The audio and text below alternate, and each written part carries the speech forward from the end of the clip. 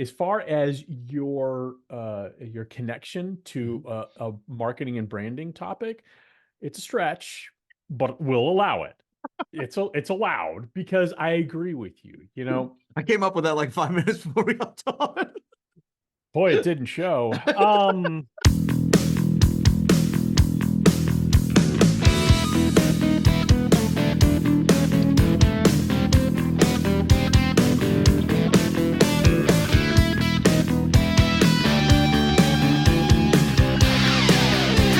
right. Promo UPFront, money in the pit, the mullet, a full podcast. And it's already May.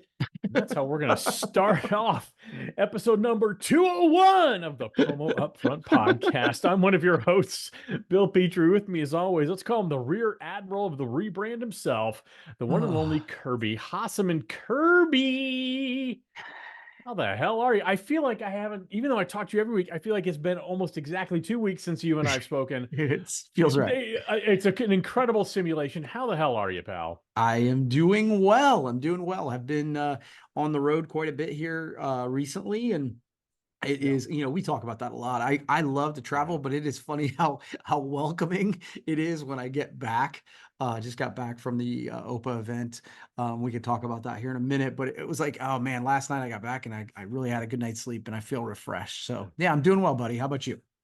Unfortunately, I did not have a good night's sleep last night. Some really wicked thunderstorms blew through Middle Tennessee all afternoon yesterday, all evening, and all night long. Dog didn't sleep. I didn't sleep. Nobody slept. Sorry. But that's okay. As I was laying there trying to sleep last night, kind of worried about, the flooding and all the things that are happening here. I said, you know what, tomorrow morning, just got to get your head down and do the work. And in that phrase, head down, got me to thinking, Kirby, as things often do. You know, everyone, as you go through life, walks now with their head down, right? They're Yeah. always looking at their portable Google machines. But there's one way to get the attention of folks, and it's with colorful and eye-catching maps that absolutely pop from our good pals over at Logo Mats. You know, Kirby, for 20 years, Logo Mats has been providing promotional branded mats of every shape and every size. That's right, 2 decades of indoor, outdoor, and point-of-purchase mats that are bold, bright, durable, and made right here in the USA. Now, Kirby, as a distributor, I know you've experienced the value of logo mats and how they demand the attention of people, even the distracted ones, the one I refer to as oblivious. They're oblivious to everything and they're kind of morons. But that's okay. This is going to shake them out of that, isn't it? It is. And, I think that one of the things when I first met the gang at Logo Mats, it really did make me think, gosh, I'm not really helping people complete their branding package if I'm not talking to them about that real estate. It's big, it's bold, and you really have the opportunity, especially like if you have a new client that is starting a business, whatever, it's like all of a sudden, yeah, you're getting them business cards. Yeah, you're getting them apparel. But are you talking to them about their lobby and sort of those logo mats? I think it's an awesome product that we're not all showing. Kirby Hasseman, you did it again. I couldn't have said it better myself. Now, hey, to help them celebrate their 20th anniversary, Miles Wadsworth, you mentioned the great team at Logo Mats, has gone crazy with the spring special. That's right. Just use the code Promo UPFront on your next PO to get a full 10% off your next order. Now, it's amazing. Now, you need to act soon as this special ends May 31st of 2024. So head over to logomatsllc.com and let the fabulous team at Logo Mats help you and your clients stand out where others are just content to fit in. All right, Kirby, as we kick off the next century of this podcast, I have the honor of having the upfront section, which means I have a topic of my choosing, which I'm going to share right now. I don't want to delay. I want to get right to it. There's no reason to keep talking about what we're going to do.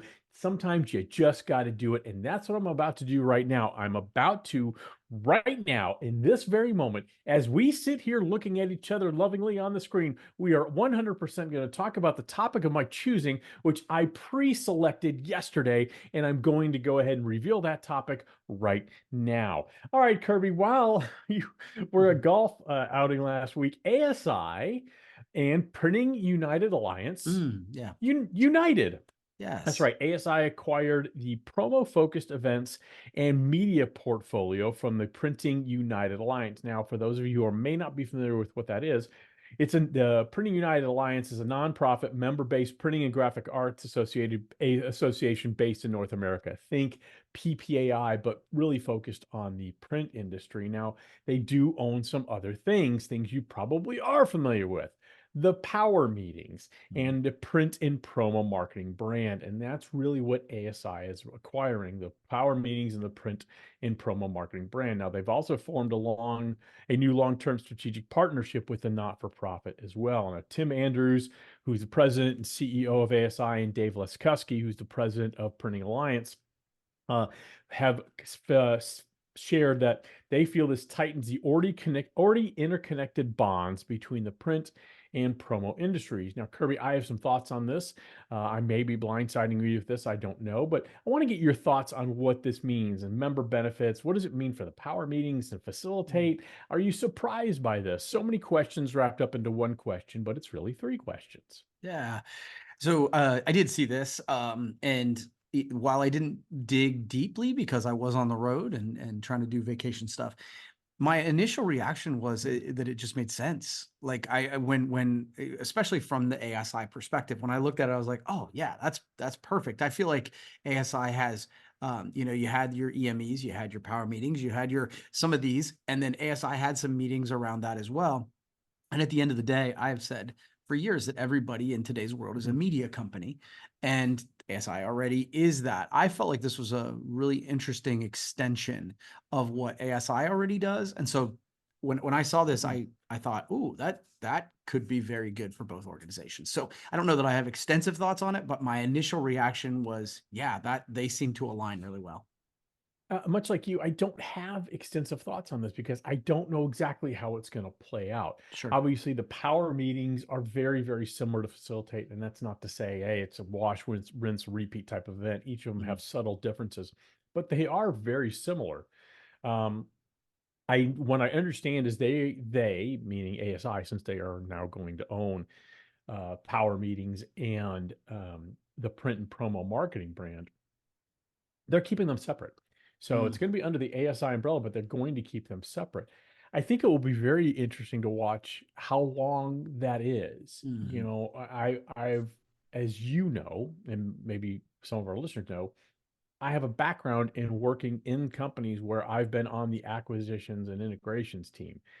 And I know how that works. When there are redundancies, you eliminate the redundancies. And sometimes those redundancies are products, sometimes they're people. And it's always horrible. It's always difficult. So I don't want to be trite and say they're going to eliminate redundancies when we're talking about real people here. But, you know, when you have two types of events essentially doing the same things, at some point, it may make sense to integrate them into one name brand event. Maybe the same amount of events of the 2 combined, but under one umbrella. Okay. Again, you know how I get with brand confusion. And the way you eliminate that is to make sure that they're all under one name, whether it's facilitate, power meetings, all those things. I'm not saying they should do that. I'm not saying they will do that. I think it's interesting to watch because they may do that. Yeah. I've always sorry, I didn't mean to interrupt you, buddy. I no, go apologize. ahead. So I guess that's the part that is a little bit interesting to me, because I always thought, and I could be completely wrong in this, the way I thought about this, is that Facilitate was a little bit of a different event from the power meetings. The power meetings were much more, and I've been to both EMEs and power meetings, and I know those are very similar. Like I've just been to both, right? I'd not been to a Facilitate, and I was thinking that it had to do with a different level of volume, and they had just a couple different wrinkles to it. And I actually, in my mind, I actually think there's space. If I'm understanding it correctly, I think there's space in the industry for both, because I think they're serving different audiences. So, so we'll see. Yeah, I think you're right, by the way. I don't know. I've been to power meetings, I've been to EMEs. I've never been to a Facilitate. On the surface, there are a lot of similarities, but I do know there are differences to the point that I don't know what the differences are. So I'm speaking from, as usual, a place of ignorance. So well, but again, I think what you're saying makes sense, that there might be some overlap for sure. But the first thing I thought is, okay, maybe because there's two events and they're two different, maybe you don't need necessarily to get rid of people because they're managing different things. But if it serves two different audiences, then I think they could coexist, I guess. I think it does. And because the print and promo alliance, or the Printing Unite Alliance, is bringing that print component in. It's something other companies in this industry have done well. American Solutions for Business comes to mind. They've done a great job of historically bringing people who have a background in print into the promotional product space, because they're two very complementary products that do go hand in hand together. So I think it's just interesting to watch. It's something I didn't see coming, which was, I didn't see coming at all. So really interesting stuff. So cool. All right. Hey, Kirby, our good pal, Jason Noakes over at Promo Pulse. I think you're familiar with him. I am. Now, he's a songwriter, except he asked Chat GPT to write a 4-line song about some testimonials he's gotten for his product over there at Promo Pulse called AMP. He asked me to sing them. I'm not going to. I will recite them as if they are a poem. Are you ready? Are you ready for this? Adam found life much improved. Kara's audience was moved. Alicia's game forever changed thanks to AMP. Well arranged. Paul sits back. The work's all done. Shannon's praise. AMP has won. Terry and Linda see orders flow. AMP's the star of their show. Isn't it better that I read it in some sort of weird dramatic poetry? I think so, and hopefully Jason does as well. And if you want results like this, first of all, you want to see the results, head over to promopulse.io/testimonials. A lot of great people you probably know in the industry are using AMP to help automate their marketing. Check them out. You're not going to be sorry you did. All right, Kirby, do you have a topic for us that you'd like to talk about right now before I move on to something else? Yeah. Okay. So as I mentioned, me and my team just went to the OPA Sales Safari. Now this has been going on for, Opa! Thank you. Okay, there you go. So this is actually an event that is sort of, again, forgive me, but it's an EME style event where you get, 18 to 20 minutes with each supplier and you move from supplier to a supplier. They've done it at multiple locations. They did it at Kalahari in Sandusky for many years. Then they went to Canton, then Columbus. Now they're back in Sandusky this past year. Okay. And so I have kind of two things on this. First, I just want to give credit to OPA as a regional. I think this is still a fairly unique event for a regional to run. I know it's a challenge to try and get people, get distributors to invest, because the way that they do it is, I paid to send my team there. And I think we took 5 people. So, kudos to OPA. I do think they continue to try and do innovative things. And really, it was one of my favorite events that I've been at. Like, I thought the food was great. The suppliers were totally on their game. I want to give a shout out, because there have been years, and if you've been to a power meeting in EME, you know that there are some clunker meetings that, and part of it's just because I'm not aligned with what they do, whatever. Man, there were not many of those. Like, I literally left even meetings. I'm like, oh, I don't know how this one's going to go. I left energized. So that was really good. So that's that. Okay. But here's they did as a after dinner thing on the first night was a bourbon tasting. Okay. And so naturally I thought of you, and I thought of Josh and all that stuff. And man, I want to like bourbon. All my friends like it. Like, obviously friends in the industry like it, but friends here at Coshocton like it. They, they're very well steeped in knowledge about it. They talk about it. It makes me feel like I'm not a real guy because I don't like bourbon. And now that I've actually gone through a bourbon tasting and all this stuff, I just don't. Like, I really want to, and I just don't. And so it occurred to me that it is an example of one of those things that's like, sometimes we're just not for everyone. And so that's sort of the tie-in that I have with this, is like, as much as I want to be a part of the community that loves that particular drink, I'm not in on it. And I think that you and I have talked about that separately, that no matter how hard we try, there are certain people, certain customers, certain people in the industry, certain whatever, that just don't like us. So, A, are you going to flog me for not liking bourbon? And then B, what do you think about my tie in there? couple things. Number one, I like the fact that you had bourbon in it, and it got you to thinking, That's as right. things often do. Yeah. No, I'm not going to flog you for not liking bourbon. I mean, that's everybody's palate is different. I didn't like bourbon probably till 12 years ago, to be honest with you. I mean, and I hate the phrase it's an acquired taste, because that seems to be connotative, or kind of almost mean like it's really bad. You just have to get used to it. That's right. Because I remember when I was a kid, it's like beer's an acquired taste. Like, so I gotta, and I think How much of this do I have to drink before I Right. acquire that? Yeah. your taste buds change. I think the thing is, every 7 years your taste buds actually do change. They shift. As you get older, they aren't as vibrant. So that's why most people who get our age like spicy things, because it amps up the food a little bit. Mm, But no, I'm not going to flog you for not liking bourbon. There's things I don't like. There's things I want to like, and I just don't. mhm. Yellow mustard's one of them. Everybody seems to love yellow mustard. I can't stand it. I just Yeah. don't like it. I wish I did, but I don't. Yeah. And there's a million things like that. As far as your connection to a marketing and branding topic, it's a stretch, but we'll allow it. It's allowed, because I agree with you. I came up with that like 5 minutes before we got on. Boy, it didn't show.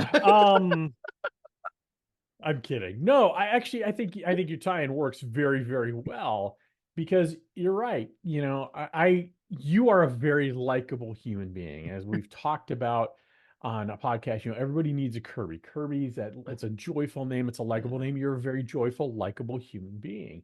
That being said, I can guarantee you, and I can't think of anybody, but I guarantee you there's people who don't like you. Of course. They don't like your attitude. They don't like the way your confidence. They don't like the way you throw out your entrepreneurial spirit. Whatever it is, they don't like it, They don't like my face. and they're not for you. Yeah. They're not for you. I have the same challenge. I can, I'm sure you have. As I was talking, I'm sure you thought about some people in your brain don't like you. Mhm. As Yeah. you were talking, I thought of, I can name about 8 or 10 people I know who absolutely, no matter what I do, I'm slotted as this thing of, I don't like that guy. Right. And you know right. what? I'm fine with that. You've heard me speak a couple times on this type of topic. It's like when, we all get into the promotional products industry under this very factual lie. There's a weird phrase for you, that everybody buys promotional products. Mm. And that's true. But what happens is, so many distributors equate that to, well, everybody buys promotional products, then everybody's my customer. And you're flat out wrong. There are people who will never buy from you because they don't like you. They don't see the value in what you provide. They have someone they've worked with for years, and they're not going to switch, whatever. They're not going to buy from you. That's not your audience. But there is an audience, about 25 to 30% of your audience, that's of the 100%, that's likely to buy from you. And that's where you need to focus. So for you, when you want to have a cold beverage, or a little bit of alcohol, maybe to celebrate an end of a week, or whatever it is, I know, are going to gravitate towards the beer. That's just what you like. Yep. That is your 30%. Yeah. My 30% tends to be, I like beer. It doesn't like me much anymore. And I don't like the way I feel when I drink beer. We Sure. talked about that. I always feel bloated and just disgusting. I like beer. And sometimes on a hot day, man, there's nothing better than a cold beer, but still, I'll gravitate toward, like on a hot day, a gin and tonic. That's my 30%. So Love it. no flogging here, Kirby. No flogging at all. There is not 1 ounce of flogging on this podcast. I'm telling you right now. All I'm right. fired up today. That's all I got. This is what happens when I don't sleep. This is what I Yeah. don't have. All right, Kirby, I'm going to give you a choice of topics. Okay. Oh, you want me to give you? Okay. Option A or option 17? I will go option A. Excellent. Boy Scouts of America has changed their name. Are you familiar with this, Kirby? Is this did they change it to the Scouts or something like that? Well, Or am I making that up? No, you're Okay. making that up. I'm making it That's up. okay. And I know the 5 minutes of preparation you did do for the podcast did not allow for the 30 seconds you would have needed for the research for this, but that's okay. That's what I'm here for. Kidding. So after 114 years, Boy Scouts of America is changing their name to Scouting America. And it's an effort to emphasize. No, not at all. It's an effort to emphasize inclusion as it works as the organization tries to move past the turmoil of bankruptcy and obviously the flood of sexual abuse claims that have been charged against some of the leaders in the organization on a local level. Now, the rebrand is a seismic shift for the organization that's really steeped in tradition. And scouting numbers have declined sharply in the past 10, 15, 20 years. My question to you, and I have some hardcore thoughts on this. We talked about how sometimes we don't form an opinion before we podcast. Yeah. I have 100% formed an opinion on this. Okay. Will this rebrand stem the tide and turn the trend around to the point where they're increasing in numbers? First, I'm hearing about this, but my initial reaction is, will a rebrand completely change that? No. Will it? Well, let's call, but maybe harp the dialogue, help Okay. start the dialogue. Yeah, if they have made changes to improve safety, improve inclusion, improve some of that, then could that help stem the dialogue to help start that? Maybe. But again, it's just one of the things that I forget who said this to me, but nothing ruins a bad product like good marketing. So if they do this rebrand, it gets everybody talking and people find the same organization behind a different logo, then it will just make the decline of Scouting America that much more precipitous, quickly, whatever words, and it'll happen faster. If they have made those changes and then build the rebrand around it, then I think, it could make a difference. Yeah. I don't get this at all. And what I'm about to say is this is me walking in a minefield. So I'm going to be very careful with what I say. Okay. It still means that some people will get pissed off, possibly. Yeah. So here's the thing. You touched on it, but I think the real focus they need to do is get your shit together. Yeah. You have, unfortunately, a history now where people associate predator-like sexual issues with your organization. Clean that up. Number one. They finally allowed homosexual scout leaders in like 2015. So way behind the times. I mean, we always talk about being on the wrong side of history. But I don't think changing it from Boy Scouts of America to Scouting America does anything. I don't think it increases inclusion at all. They already allow girls, which to me is ridiculous because there's Girl Scouts. And I think there are some parts of of life where it's okay to have organizations that cater to a specific gender or a specific group of people. And to me, that is not automatically exclusive. It can be, but in this instance, I don't believe it is. You have comparable organizations specifically targeted for girls, for boys. And I'm sure I'm missing part of the equation here, but I don't think focusing on a rebrand is automatically going to do much of anything. I mean, it really is possible to be inclusive while allowing separation by gender. I really believe that. Now, there's more, as we sit here in 2024, there are more genders than just boy and girl. There's non-binary and all these other things. Find a way to make that group inclusive in both organizations as well. I absolutely, me, when it comes to diversity, equity, inclusion, I find diversity and equity very confusing terms because they mean different things to different people. I love the term inclusion, but I don't think changing it increases inclusion at all. Actually, just do the work. Be inclusive. Be a better organization. Better vet your leaders, and make. If you think scouting can be relevant again, and I'm not sure it can. I'm not sure it is anymore. To be honest with you, I was a Boy Scout for a cup of tea. I don't know if you were. It was much more of our generation's part of our upbringing. So I don't get it. I think it's a waste of time. It's like taking the Ford Edsel and calling it something else and not fixing any of the issues with that car. Yeah, and I guess I'm okay. A couple thoughts of what you just said. So appreciate you getting me thinking. And as a complete side note, I had a topic here that was about inclusion. So they're actually talking about removing the DE from it and just calling it inclusion. So somebody's listening preaching to that this for- podcast. Yeah. Yeah, I've been preaching that for a couple of years. So I thought that was interesting. So Yeah. couple thoughts. Number one, yes, when I heard this, I thought, well, the rebrand can help if the work is done on the other side. So I'm kind of taking the assumption that they either have, you know what I mean? Like, and I kind of said, like, if they haven't done that, then that's a problem. If they have done this, then it might kick off the conversation. I'll push back a little. I think that, yes, there are Girl Scouts. I totally understand your perspective on that there are Boy Scouts and Girl Scouts. But I do think that when there is a Boy Scouts and a Girl Scouts, it does eliminate. It doesn't act as inclusive as just saying scouting. Like that doesn't bother me because I think there are people who don't want to identify as a Girl Scout or like, so that part, I'm like, I actually can kind of see where that would make people feel more welcome. So that part doesn't bother me at all. But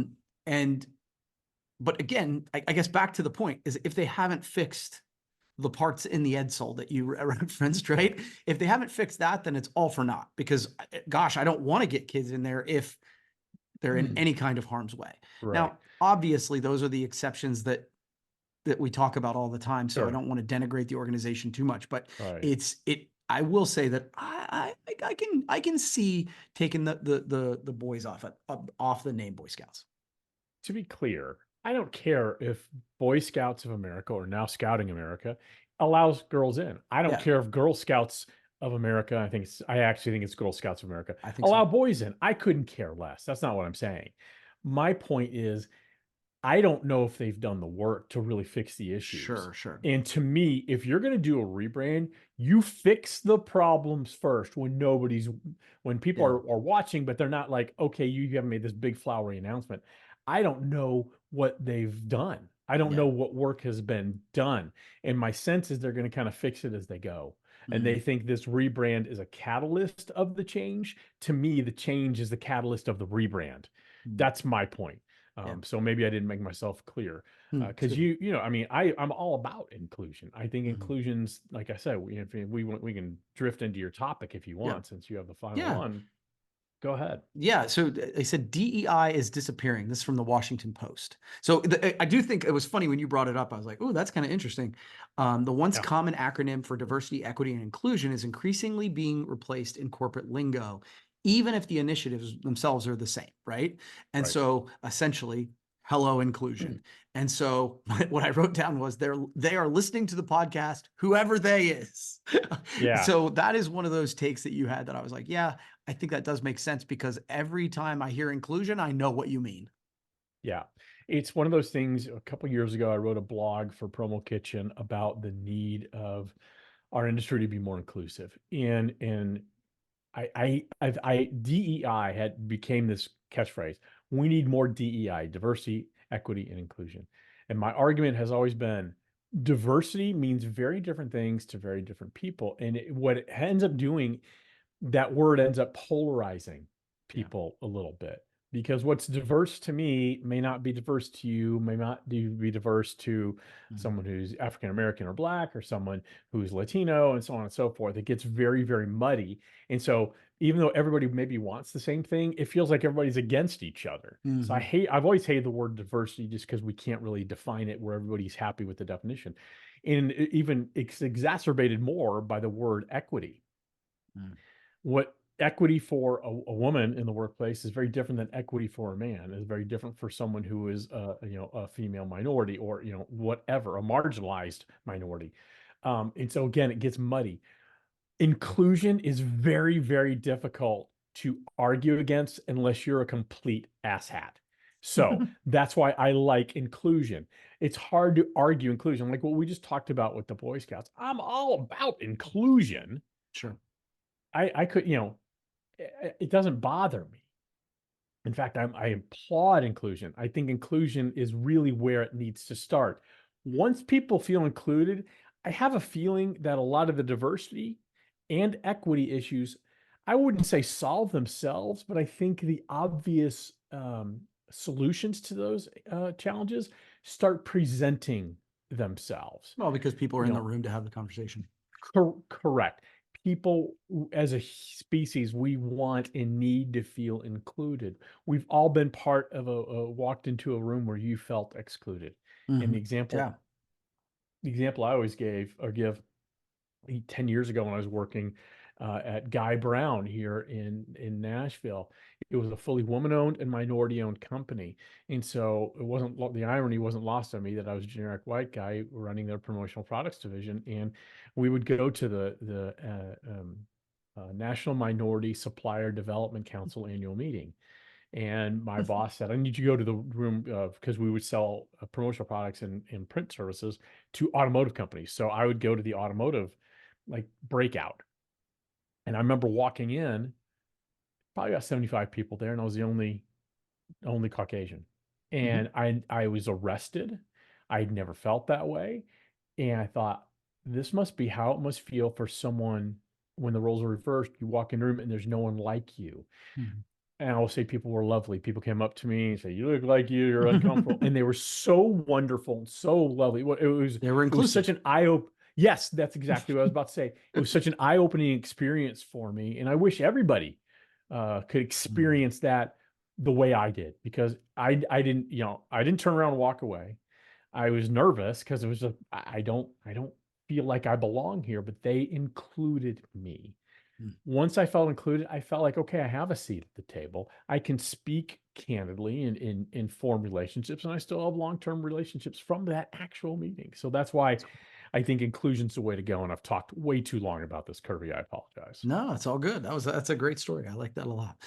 Well, cool, man. Well, that's good. All I right. think, Yeah, I think why don't we wrap this up? okay. Why don't we get back to looking down at our portable Google machines, like everybody does. But when we do, why don't you type in the website logomatsllc.com, and you can peruse or browse all the magical mats that are produced right here in the USA. That's right. Indoor, outdoor, point of purchase mats that are bold, bright, durable, and made here in the United States. Plus, if you on your next order by May 31st of 2024, put in promo up front on your PO, you're going to get a full 10% off. That's just how crazy they are about including you in a great deal. So head over to logomatsllc.com. You're not going to be sorry you did. Kirby, I hope you have a lovely Coshocton Kirby day. Right back at you, buddy. I hope, you don't flood away.